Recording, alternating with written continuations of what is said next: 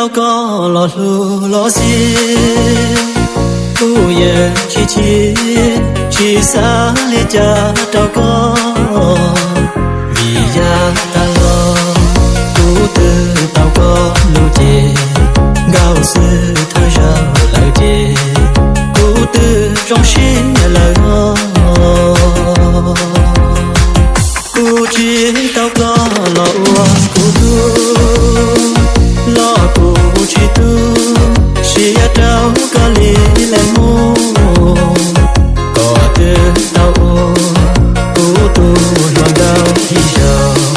cu từ tao cần giàu giàu chỉ tao lo chỉ của trời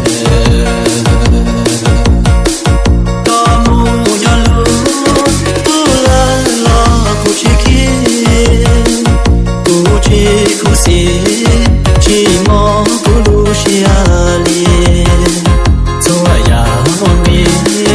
đã có cô từ tao chu giờ là có một đầu lu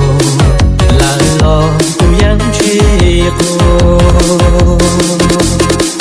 cô chỉ tao vua có lo gì hơn cô từ tao đã tao tha là chỉ cả liền cho sẽ cho to mà mua cao cho chế to hao tu lu xia nó xia nu quay rút rộng sai 1, 2, 3,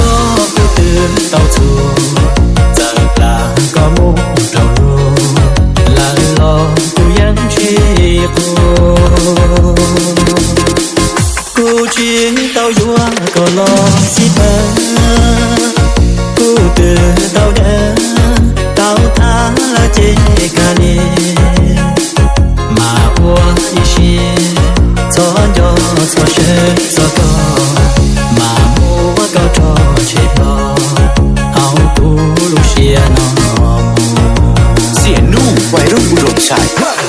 2, 3, 4